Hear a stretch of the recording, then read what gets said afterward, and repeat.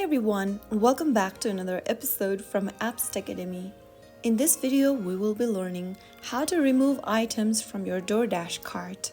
If you've added something to your DoorDash cart by mistake or changed your mind, then you can simply remove the item before placing your order.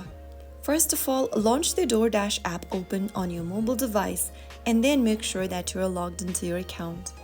Once logged in, from the home page, go to the top right corner and tap on the shopping cart icon.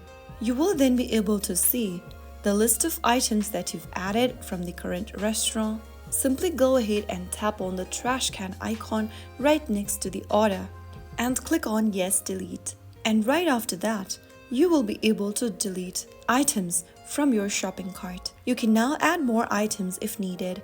Removing items from your shopping cart helps prevent accidental purchases, keep your order accurate, and ensures you're only paying for what you actually want. If you found the video helpful, don't forget to like, share, and subscribe. I will see you in the next episode. Thank you for watching.